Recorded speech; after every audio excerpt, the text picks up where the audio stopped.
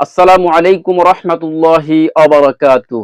প্রিয় দিনী ভাই এবং বোনেরা, শুধুমাত্র একটি কাজ যদি আপনি করতে পারেন, শুধুমাত্র নামাজের মধ্যে একটি কাজ যদি আপনি করতে পারেন, তাহলে আপনার ঈমান সংরক্ষিত থাকবে। আপনি কখনোই পথভ্রষ্ট হবেন না ইনশাআল্লাহ। অনেক বুজুর্গানে ইকরাম এই আমলের কথা বলেছেন। এজন্য আপনারা অবশ্যই এই আমল, একটি মাত্র আমল যদি আপনি করতে পারেন, তাহলে আপনার ঈমান সংরক্ষিত থাকবে। আর ঈমান যদি সংরক্ষিত থাকে, তাহলে আপনার স্থান কোথায় হবে আপনি নিজেই চিন্তা করে দেখতে পারেন। আপনার ঈমান ঠিক, আপনি অবশ্যই জান্নাতে যেতে পারবেন।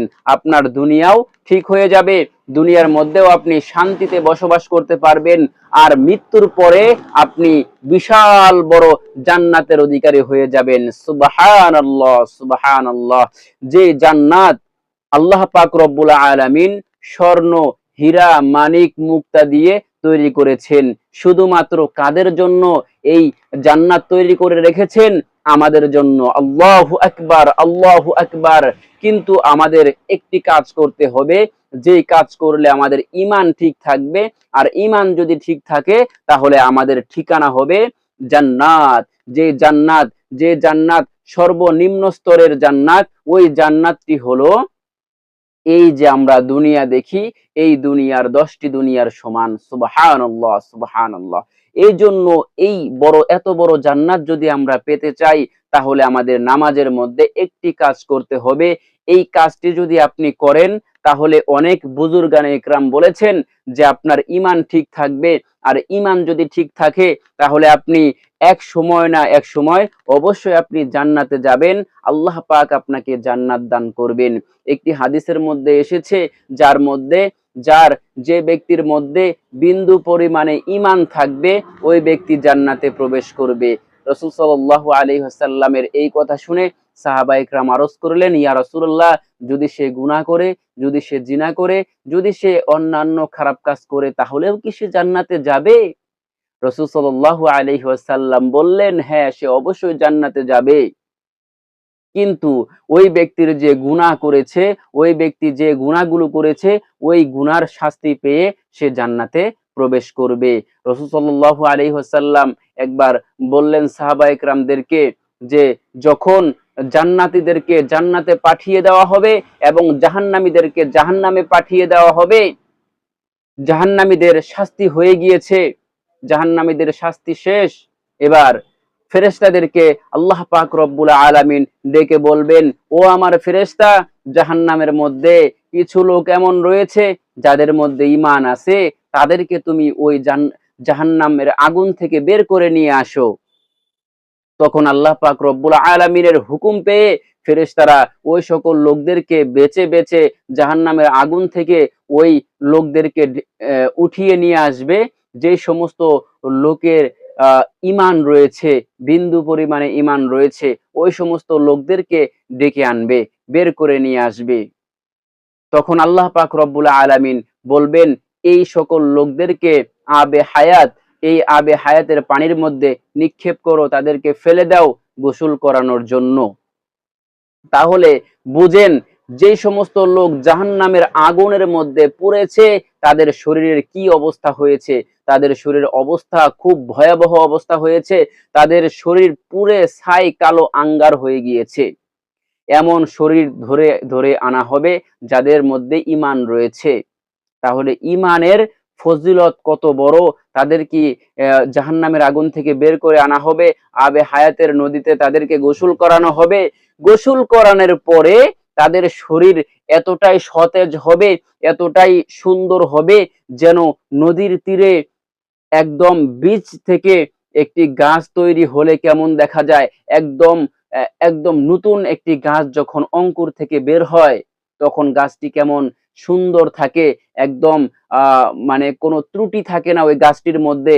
ঠিক ওইরকম একজন মানুষ যখন আগুনে পুড়ে ছাই হয়ে যাবে, ওই আগুনে পুরা ছাই লোকটাকে যখন আবে হায়াতের নদীতে যখন গোসল করানো হবে, তার শরীরটাও এরকম সুন্দর হয়ে যাবে, যেন তাকে দেখে মনে হবে না সে জাহান্নামের আগুনের মধ্যে এতদিন জ্বলে পুড়ে ছাই হয়ে গিয়েছিল।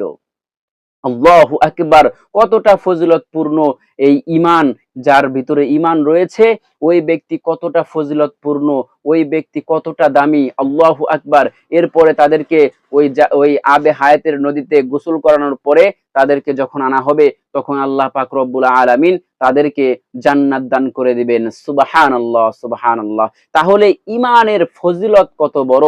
ঈমানের ফজিলত, ঈমান আমাদের ঠিক থাকবে শুধুমাত্র একটি আমল যদি নামাজের মধ্যে করেন, ইনশাআল্লাহ আপনার ঈমান সঠিক থাকবে। আপনার ঈমান যদি সঠিক থাকে, আপনার ঈমান যদি থাকে, তাহলে আপনি অবশ্যই একদিন না একদিন অবশ্যই জান্নাতে আপনি প্রবেশ করবেন। সুবহানাল্লাহ, সুবহানাল্লাহ। এজন্য অবশ্যই সম্পূর্ণ ভিডিওটি দেখে আপনারা এই আমলটি শিখবেন। আর ভিডিও যদি আপনাদের লাইক দিতে মন চায়, এখনই একটি ভিডিওতে লাইক করে দিতে পারেন, আর ভিডিওটি বেশি বেশি করে শেয়ার করে দিতে পারেন, যেন অন্যান্য মুসলমান ভাইও এই ঈমানের দৌলত যেন পায়, এই ভিডিওটি দেখে যেন ঈমানটা ঠিক রাখতে পারে। অবশ্যই ভিডিওটি বেশি বেশি করে শেয়ার করে দিবেন ইনশাআল্লাহ। তো চলুন আমরা জেনে নেই নামাজের মধ্যে কোন আমলটি করলে আমাদের ঈমান ঠিক থাকবে, আর আমাদের ঈমান ঠিক থাকলে আমরা জান্নাতি হয়ে যাবে। আল্লাহু আকবার, আমরা জান্নাতি হয়ে যাব।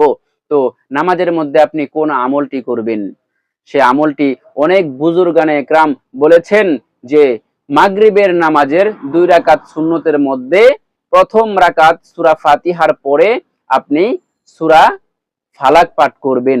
প্রথম রাকাতের মধ্যে সূরা ফালাক পাঠ করবেন, এইভাবে পাঠ করবেন। প্রথমে আপনি মাগরিবের নামাজের সুন্নত নামাজ প্রথম রাকাতের মধ্যে সূরা ফাতিহা এভাবে পাঠ করবেন। আউযু বিল্লাহি মিনাশ শাইতানির রাজীম, বিসমিল্লাহির রহমানির রহিম। আলহামদুলিল্লাহি রাব্বিল আলামিন, আর রহমানির রহিম, মালিকি ইয়াউমিদ্দিন, ইয়্যাকা না'বুদু ওয়া ইয়্যাকা নাস্তাঈন, ইহদিনাস সিরাতাল মুস্তাকিম, সিরাতাল লাযীনা আন'আমতা আলাইহিম গায়রিল মাগদুবি আলাইহিম ওয়ালাদ-দাল্লিন। আমিন। বিসমিল্লাহির রহমানির রহিম। এরপরে আপনি সূরা ফালাক পাঠ করবেন। কুল আউযু বিরাব্বিল ফালাক, মিন শাররি মা খালাক, ওয়া মিন শাররি গাসিকিন ইযা ওয়াকাব, ওয়া মিন শাররিন নাফফাসাতি ফিল উকাদ, ওয়া মিন শাররি হাসিদিন ইযা হাসাদ। এইভাবে সূরা ফালাক পাঠ করার পরে এরপর আপনারা রুকু সিজদা করে প্রথম রাকাত শেষ করে দিয়ে এরপর যখন দ্বিতীয় রাকাত পাঠ করবেন তখন সূরা ফাতিহা পাঠ করবেন। সূরা ফাতিহা পাঠ করা হয়ে গেলে এরপর আপনারা সূরা ফাতিহা, আর আমি পাঠ করলাম না, এরপর আপনারা সূরা নাস পাঠ করবেন এভাবে। বিসমিল্লাহির রহমানির রহিম। কুল আউযু বিরাব্বিন নাস, মালিকিন নাস, ইলাহিন নাস, মিন শাররিল ওয়াসওয়াসিল খান্নাস, আল্লাযী ইউওয়াসওয়িসু ফি সুদুরিন নাস, মিনাল জিন্নাতি ওয়ান নাস। তো এইভাবে যদি আপনি মাগরিবের নামাজ সুন্নত আপনারা যদি প্রত্যেক এই 2 রাকাতের মধ্যে যদি আপনারা সূরা ফাতিহার পরে প্রথম রাকাতে সূরা ফালাক পাঠ করেন এবং দ্বিতীয় রাকাতের মধ্যে সূরা ফাতিহার পরে যদি আপনি সূরা নাস পাঠ করেন, তাহলে অনেক বুজুর্গানে ইকরাম বলেছেন আপনার ঈমান ঠিক থাকবে, আপনার ঈমানের সাথে মৃত্যু হবে, আপনার ঈমান মজবুত থাকবে, আপনার ঈমানের উপর আপনি অটল থাকবেন, মৃত্যুর সময়ও আপনার ঈমান থাকবে ইনশাআল্লাহ। সুবহানাল্লাহ, সুবহানাল্লাহ। আর আরেকটি পবিত্র কোরআনুল কারীমের মধ্যে আল্লাহ পাক রব্বুল আলামিন বলেছেন যে ব্যক্তি ঈমানের দৌলত পেয়ে শুকরিয়া আদায় করে ওই ব্যক্তির ঈমান ঠিক থাকে, ওই ব্যক্তিও সে ঈমানের সাথে মৃত্যুবরণ করবে। কারণ আল্লাহ পাক রব্বুল আলামিন বলেছেন লাইন শাকারতুম লাআযীদান্নাকুম ওয়া লাইন কাফারতুম ইন্না আযাবি লাশাদীদ। যে ব্যক্তি, আল্লাহ পাক রব্বুল আলামিন বলেন, যে ব্যক্তি আমার নিয়ামত পাওয়ার পরে নিয়ামতের শুকরিয়া আদায় করবে আমি তার নিয়ামতগুলো বাড়িয়ে দেই। এজন্য ঈমানের দৌলত এটা অনেক বড় একটা নিয়ামত। আল্লাহ পাক রব্বুল আলামিন যাকে দিবে ওই ব্যক্তি অনেক সফল হয়ে যাবে। এই জন্য আল্লাহ পাক রব্বুল আলামিন আমাদেরকে ঈমান দান করেছেন, ঈমানের দৌলত দান করেছেন। আমরা অনেক সৌভাগ্যবান। ভাগ্যবান। এই জন্য আমরা যদি শুকরিয়া আদায় করি, আল্লাহ পাক রব্বুল আলামিন আমাদের ঈমান বৃদ্ধি করে দিবেন। আর ঈমান যদি বৃদ্ধি করে দেন, তাহলে আমাদের ঈমানের সাথে মৃত্যু হবে এবং আমরা জান্নাতে যেতে পারবো। সুবহানাল্লাহ, সুবহানাল্লাহ। তো আজকের এই ভিডিওটি অত্যন্ত গুরুত্বপূর্ণ ভিডিও ছিল।